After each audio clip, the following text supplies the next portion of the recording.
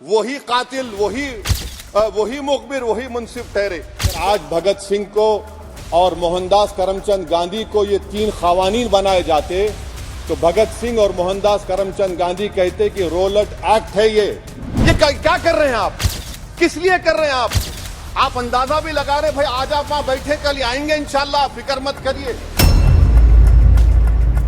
तो ये मोदी सरकार जुडिशरी के पावर्स को छीनकर खुद जज, जूरी, एग्जीक्यूशन बन रही है। आप तो ताकतवरों का रिफॉर्म कर रहे हैं, गरीबों को इससे क्या फायदा हो रहा है?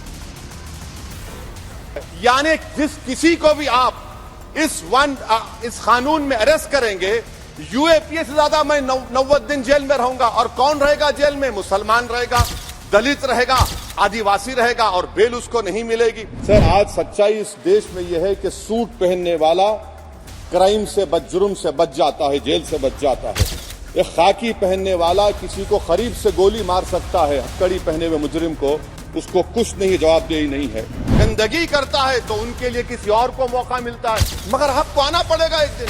आप ये गंदगी कर रहे हैं। ससुराल में इतना नहीं गया जितना जेल को जाने का मुझे मौका मिला, चाहे कांग्रेस की, तेलुगु देशम की हुकूमत रही है। सर, कुछ लोग हमको शाहों की अदालत से तवक्को तो नहीं, आप कहते हैं तो जंजीर हिला देते हैं। चेयरमैन सर, आपका बेहद शुक्रिया कि आपने इन 3 फौजदारी नए कवानीन पर बोलने का मुझे मौका दिया है। सर, मैं शुरुआत में इस शेर से आगाज करता हूं अपनी बात का कि हमको शाहों की अदालत से तवक्को तो नहीं, आप कहते हैं तो जंजीर हिला देते हैं। सर, ये 3 फौजदारी के कवानीन खुद मुजरिमाना है। ये जुर्म की रोकथाम से ज्यादा हुकूमतों के जराइम को कानूनी शक्ल देने के लिए बनाए जा रहे हैं। अब तरफे तमाशा यह है सर कि पिछले सेशन में मोदी हुकूमत ने जन विश्वास बिल 2023 को, जिसमें 183 प्रोविजंस और 43 खवानीन थे इम्प्रिजनमेंट के, उसको निकालकर फाइन में तब्दील कर दिया। उसमें ड्रग्स एंड कॉस्मेटिक्स एक्ट को भी तरमीम की गई और सजा के बजाय सबस्टैंडर्ड ड्रग्स के लिए आपने फाइन ला लिया। तो मैं ये बोलना चाहूंगा सर कि सबस्टैंडर्ड ड्रग्स के मैन्युफैक्चर के लिए आपने जेल के बजाय फाइन उसमें तब्दील कर दिया, तरमीम करके। तो ये जरूरी है बोलना इस ऐवान में कि जन विश्वास के नाम पर आपने इस सबस्टैंडर्ड ड्रग्स से आवाम को खतरे में डाल दिया। अब आप डीक्रिमिनलाइजेशन की बात करते हैं, जहां पर कंपनीज को सजा देना था वहां पर आपने नहीं किया, फाइन में तब्दील कर दिया। और जो खवानीन नॉन वायलेंट क्राइम्स हैं, सेडेशन, डेफेमेशन, उसको आपने इस नए क्रिमिनल लॉ में ला लिया। तो सर, ये बात साफ हो गई कि जन के लिए अविश्वास, धंधे के लिए विश्वास, ये इस हुकूमत का नया मंत्रा है। और लाइटर वेन में अगर मैं कहूं तो जॉन अलिया ने कहा था कि जुर्म में हम कमी करें भी तो क्यों, तुम सजा भी तो कम नहीं करते। सर, आज सच्चाई इस देश में यह है कि सूट पहनने वाला क्राइम से जुर्म से बच जाता है, जेल से बच जाता है। एक खाकी पहनने वाला किसी को करीब से गोली मार सकता है, हथकड़ी पहने हुए मुजरिम को, उसको कुछ नहीं, जवाबदेही नहीं है। सच्चाई हमारे मुल्क में यह है कि इस ऐवान में जिन पर टेररिज्म का चार्ज है वो इस कानून पर वोट डालेंगे कि टेररिज्म क्या है, नहीं है। सर, मुझे ये कहने की इजाजत दीजिए कि अगर आज भगत सिंह को और मोहनदास करमचंद गांधी को ये 3 खवानीन बनाए जाते तो भगत सिंह और मोहनदास करमचंद गांधी कहते कि रोलट एक्ट है। ये 3 खवानीन रोलट एक्ट है। अब हुकूमत को बताना पड़ेगा कि असल मकौले पुत्र कौन है। सर, सच्चाई यह है कि इस मुल्क के गरीब, दलित, मुसलमान, आदिवासी, इनके लिए जिंदगी से बड़ी कोई सजा नहीं है। और क्या जुर्म है पता ही नहीं इनको। सर, अगर हमको रिफॉर्म करना था, इस्लाह करना था, तो हमको उन प्रोविजंस को निकालना था जो हुकूमत और पुलिस को मनमानी करने की इजाजत देती है। हमको वो प्रोविजंस को निकालना था कि जो मंत्रियों को और पुलिस को ये मौका मिल जाता है लोगों को सालों जेल में रखने का, उन पर कोई जुर्म पर साबित नहीं होता। हमको ये करना चाहिए था कि जो प्रोसिक्यूटर होता है वो फैब्रिकेटेड एविडेंस डालकर ताकतवरों को अपनी ताकत की बुनियाद पर उनको छूट दे देता है। हमने वो काम नहीं किया। अरे, अगर आप 3 कानून लाकर इस्लाह कर रहे हैं तो कौन सा इस्लाह है? आप तो ताकतवरों का रिफॉर्म कर रहे हैं, गरीबों को इससे क्या फायदा हो रहा है?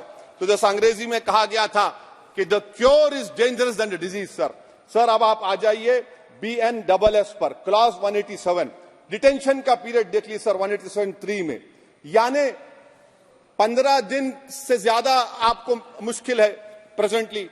अब आपने प्रोविजन दे दिया कि 90 दिन तक आप कभी भी 5 दिन का, 6 दिन का, 10 दिन का, यानी 90 दिन तक किसी को बेल नहीं मिलेगी। और हैरत अंगेज बात यह है कि UAPA के कानून में जिसको जेल में डाला जाता है UAPA में, 30 दिन के बाद एक सुपरिटेंडेंट ऑफ पुलिस को कोर्ट में एफिडेविट देना पड़ता है कि क्यों आप पुलिस कस्टडी ले रहे हैं जेल से। आपने वो भी निकाल दिया। यानी जिस किसी को भी आप इस कानून में अरेस्ट करेंगे, UAPA से ज्यादा मैं 90 दिन जेल में रहूंगा। और कौन रहेगा जेल में? मुसलमान रहेगा, दलित रहेगा, आदिवासी रहेगा, और बेल उसको नहीं मिलेगी। तो ये खुद सुन लीजिए, तो यानी कन्विक्शन नहीं होगा, ना बेल मिलेगी, क्योंकि पुलिस कस्टडी है। ये कानून में है सर, आप मुझे करेक्ट कर सकते हैं। अच्छा, DK बासु के गाइडलाइंस को आपने अडॉप्ट नहीं किया। क्लॉज 53(1), आप ये भी नहीं कह रहे कि भाई कौन उसको एग्जामिन करेगा, तो discretion of the medical practitioner. अरे आप ये पुलिस में जब जाते हैं तो पुलिस इतनी खातिर तवाजो करती है कि तलवों से लेकर जिस्म तक पूरे निशानात उसके जिस्म पर रहते, और आप कह रहे हैं कि मेडिकल प्रैक्टिशनर डिस्क्रेशन करेगा तो होगा। अब आप आ जाइए सर इसके ऊपर, आपको बता रहा हूं सर। अब आप देखिए क्लॉज 187 तो आपके सामने जिक्र कर दिया मैं सर। अब आप देखिए क्लॉज 472 मर्सी पिटीशन, आर्टिकल 79 और 161 का कॉन्स्टिट्यूशन का हिस्सा है, और ये आप कानून लाकर कहती हैं कि उसकी तरफ से मर्सी पिटीशन डालेगा तो convict, legal heir, other relative. Sir जो सजाए मौत काटेगा वो तो आधा पागल हो जाता है जेल में, आप थर्ड पार्टीज को मौका नहीं दे रहे। ये कौन सा इंसाफ है बताइए आपका? ये कौन सा इंसाफ है आपका? और फिर सर आप ये बताइए कि थर्ड पार्टीज को बाहर कर रहे हैं। अच्छा, कितना टाइम आप दे रहे हैं? कितना टाइम आप दे रहे हैं कि सुप्रीम कोर्ट के रिजेक्शन और SLP के बाद 30 दिन और गवर्नर के रिजेक्शन के बाद 60 दिन? ये कैसा इंसाफ होगा सर? सुप्रीम कोर्ट ने कहा कि multiple mercy petitions can be filed, आपने उसको भुला दिया। अच्छा सर, अब आप एक और बात देख लीजिए, क्लॉज 479 में ये कहते हैं कि अगर कोई डिटेंशन पीरियड अपना 1/2 ऑफ द क्राइम जो ऑफेंस का पूरा कर लिया तो उसको बेल मिलेगी। आप तो उसको और खतरनाक कर दिए। आप ये कहते हैं, उसमें ये कहते हैं सर, यहां पर आपने कह दिया क्लॉज 187 में, सॉरी सर, ये डिटेंशन मल्टीपल क्लॉज 479 में अगर एक से बढ़ के ज्यादा ऑफेंस होगा, या ऑफेंस होगा लाइफ इंप्रिजनमेंट का, या पेंडिंग होगा, तो उसको बेल नहीं मिलेगी। अरे हम तमाम तो, ऋषिकांत दुबे आप पर जब केस लगा, आपने कहा आपकी गाड़ी पर हमला हुआ, मैं जानता हूं, आप पर तो एक सेक्शन नहीं लगा, कई सेक्शन आप पर लगा दिए गए, तो फिर मुझे बेल नहीं मिलेगी। ये क्या कर रहे हैं आप? किस लिए कर रहे हैं आप अंदाजा भी लगा रहे, भाई आज आप वहां बैठे, कल आएंगे इंशाल्लाह, फिक्र मत करिए। पावर इटर्नल नहीं होता, ये तो कुदरत का निजाम है कि जो गंदगी करता है तो उनके लिए किसी और को मौका मिलता है, मगर आपको आना पड़ेगा एक दिन। आप ये गंदगी कर रहे हैं। अच्छा सर, ये बताइए कि हमने आप किसको कितना पर्सन्स वर पेंडिंग प्रोसीडिंग्स इन मोर देन वन ऑफेंस, और चार्जशीट में कई आते हैं। यानी जब हम पर केस बुक होता है सर, तो फूल का गुलदस्ता आता है, हर सेक्शन होता है उसमें, तो मुझे बेल नहीं मिलेगी। तो ये एक बात है सर। फिर आप आ जाइए सर, मैं आपको बताना चाहूंगा सर, यहां पर आपको, सॉरी सर, ये इतना बड़ा बिल है। फिर आप टेररिज्म पर सर, BNS का टेररिज्म सर, ये बड़ा ही डेंजरस आपने खतरनाक आपने काम किया है। इससे दहशतगर्दी का मुकाबला नहीं होगा, सिविल लिबर्टीज खतरे में पड़ जाएंगे। और सबसे बड़ी बात तो यह है सर, इसमें आपने नोटिफाई करेंगे किसी को टेररिस्ट, कोर्ट क्यों नहीं करेगा? पुलिस वाला कैसे करेगा मुझे टेररिस्ट नोटिफाई? किसी ऑर्गेनाइजेशन को टेररिस्ट घोषित कर देंगे। तो ये खुद सेपरेशन ऑफ पावर्स का वायलेशन है, जुडिशियल इंडिपेंडेंस का वायलेशन है, और इंदिरा गांधी वर्सेस राजनारायण केस का वायलेशन है। तो ये मोदी सरकार जुडिशरी के पावर्स को छीनकर खुद जज जूरी एग्जीक्यूशन बन रही है। किसी शायर ने बड़ा अच्छा कहा था सर, वही कातिल वही मुखबिर वही मुंसिफ ठहरे। सर मैंडेटरी वीडियो रिकॉर्डिंग आपने कहा कि जिस जगह पर इस प्लेस पर सर्च होता है वीडियो रिकॉर्डिंग की, मैं ये कहता हूं कि जब मेरा अरेस्ट होगा वीडियो रिकॉर्डिंग करिए, क्यों नहीं करते आप? जब मेरे घर पर पुलिस आती है वीडियो रिकॉर्डिंग करिए, जो मैं पुलिस को देता हूं उसकी वीडियो रिकॉर्डिंग करिए, विटनेस स्टेटमेंट होगा क्लॉज 183 में उसका वीडियो रिकॉर्डिंग करिए। क्यों नहीं आप पैसे देते कि हर पुलिस वाले के जिस्म पर एक वीडियो रिकॉर्डर हो और एक्यूज को मिलना चाहिए, आप नहीं मिलता एक्यूज को। हाँ आपको नहीं है, मैं जानता हूं। क्लॉज 250 और 262 सर इनकंसिस्टेंट है। तो क्लॉज 250 में 60 डे टाइम लिमिट है डिस्चार्ज के लिए। अगर एक्यूज को कागज नहीं मिलता है, हम सब जेल में गए, मैं कई मर्तबा जेल में गया हूं, ससुराल में इतना नहीं गया जितना जेल को जाने का मुझे मौका मिला, चाहे कांग्रेस की तेलुगु देशम की हुकूमत रही है। सर कुछ लोग क्लॉज 262 है, क्लॉज 262 में डिस्चार्ज एप्लीकेशन है, वो फ्रेमिंग ऑफ चार्जेस के बाद डाल सकते हैं। ये it defeats the purpose. What is the discharge application which is to prevent police from using delay tactics. Discharge always proceed framing of charges. आप मैं उस वक्त तक डिस्चार्ज नहीं डाल सकता जब तक कि वो नहीं होगा। अच्छा क्लॉज 251 263 देखिए sir, time limit for framing of charges in cases of session trials 60 days of first framing charges, warrant charges should be 90 days। मगर आपने क्या किया, होशियारी देखिए, बर्बाद करने का कहानी। 193(9) डाल दिया आपने, क्या ने prescribes a 90 day time limit for further investigation. For further investigation, what will happen when supplementary charge sheet are put? Will the accused be acquitted? क्या मुझे छोड़ देंगे आप? क्या कोई time light? This is a dead letter. यानी आप तो पूरे का पूरा सिविल राइट्स लिबर्टीज बोलिए सब छीन ले रहे।